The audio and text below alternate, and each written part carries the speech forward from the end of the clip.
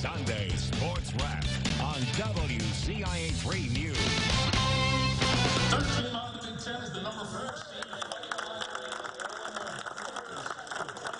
The Illini heading to Pittsburgh as a 4 seed to face Chattanooga in the first round of the NCAA tournament. It wasn't a full-on celebration, more of a muted response for the Illini as they celebrated watching the selection show tonight. The team found out its draw in the big dance. The players say they are taking a business-like approach to this year's tourney after getting bounced in the second round last season. A few cheers and smiles, but for most of the guys, they say they're ready to get to work, not celebrate a seed.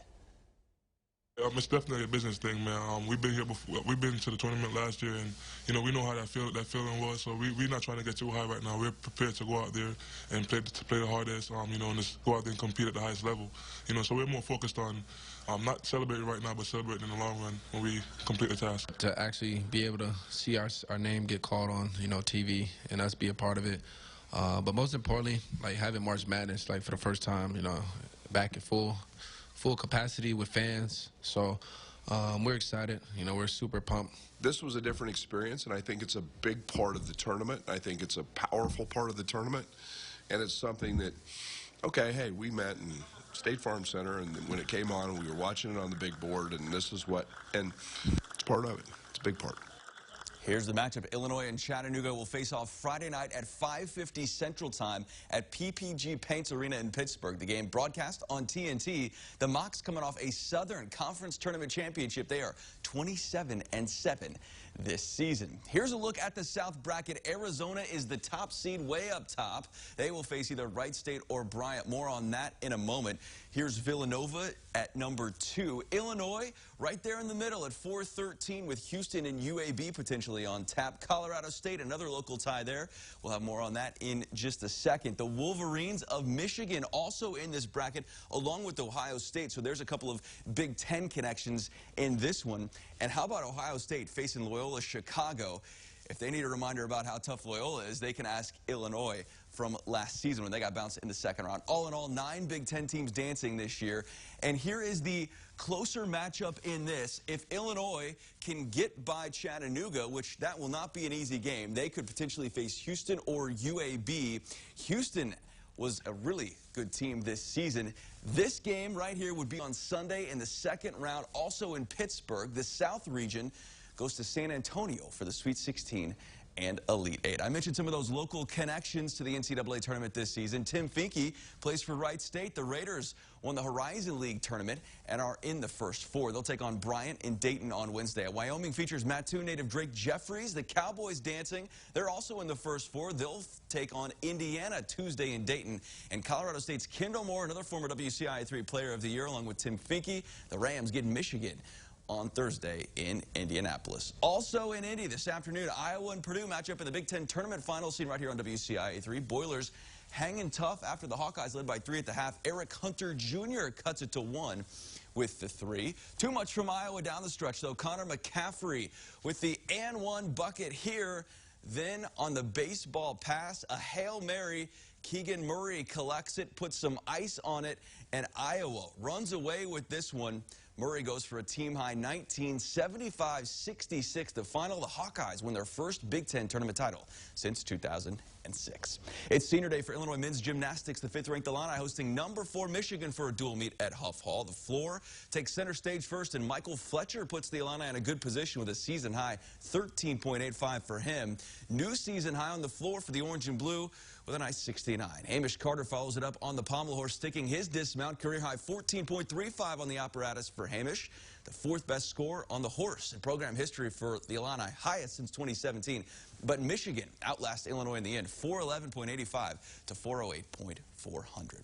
More than a dozen former Illinois football players had their biggest job interview of their lives on Friday with the team's annual Pro Day at the Irwin Indoor Practice Facility. Draft hopefuls Vidarian Lowe, Owen Carney, and Rod Perry all worked out, among others. The highest-graded NFL draft prospect, Kirby Joseph, did not participate after going to the Combine last week. Linebacker Jake Hansen did not work out either, still recovering from injury. Overall, the former Illini said they are happy with their times and numbers in front of the NFL scouts.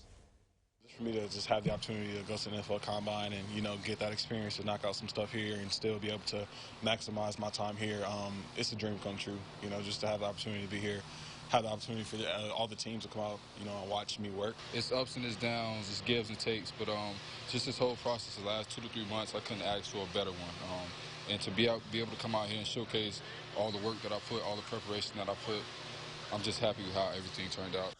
NFL Draft runs April 28th through the 30th. We are halfway home on the Sunday Sports Wrap. After a quick timeout, we're back with more on a big weekend of basketball at State Farm Center with state titles handed out in Champaign for the first time since 1995. That's all next as the Sunday Sports Wrap rolls on.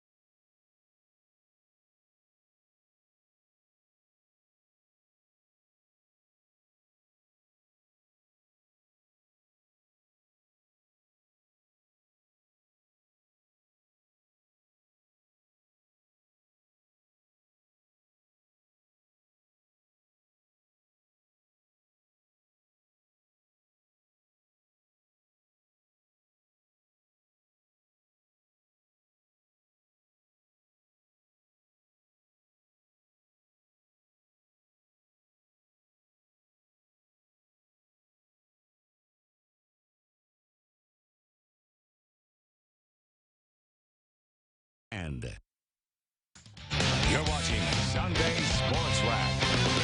What a weekend it was in Champaign with the IHSA Boys Basketball State Finals back at State Farm Center for the first time in more than 2 decades. Plenty of drama ensued as well, with Yorkville Christian, Nashville Sacred Heart Griffin, and Glenbard West winning state titles. It was Heartbreak City for Monticello in the 2A title game, though. The Sages were up 6 with 2:40 to play. Their biggest lead of the day, but they didn't score another point the rest of the way as the Hornets closed the game on a 7-0 run to win it 32-31. On the other side of the spectrum, Sacred Heart Griffin hit its only 3 of the game in the final second to beat the buzzer and win the state title over Metamora 53-50 in double overtime. Keyshawn Singleton was the hero, closing out a historic 35-3 season. When he shot it and hit the front of the rim, I just like, it's going in. I had a feeling. Our season has been like that. We've won in double overtime in our championship game of regional. We had an overtime game in our every championship game we had an overtime game except super section. You know what I mean? And it's just amazing. I'm incredibly proud of them. You know, telling me that if you had asked me if we were going to win 30 games this season and play in a state championship, I would have laughed at you. You know, we were not on any radar preseason, I don't think, for anybody, and that's okay. That's the way we like it. They just came out and they just worked every single day. Congrats to all the teams. Sages finished the season 33-4, the best in school history. From the court to the track for the Rough Mortgage 500, the NASCAR is rolling at Phoenix this afternoon, and it's Chase Briscoe in control down the stretch on the final lap. 3 guys in contention late to get their first checkered, and it's Briscoe who crosses the finish line first. His first Cup victory in his 40th start. Briscoe, the second first-time winner of the season, the third in the last 10 races. On the ice, Blues and Jets face off in St. Louis. Notes: second in the West, tied 1-1 in the second. Blues grabbed the lead off the stick of Vladimir Tarasenko off the assist from Braden Shin, but Winnipeg scores 2 straight from there to grab the lead. Kyle Connor, the go-ahead goal in the third to make it 3-2. Blues fall 4-3, the final. In the association, the Pacers playing to tank.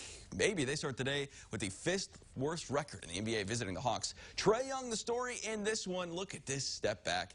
That is pure. He is feeling it. Nothing but cotton there. He is pulling the trigger from the logo. How about that? Gets it to go. 131-128 the final. 33 of his 47 points in the first half for Trae Young.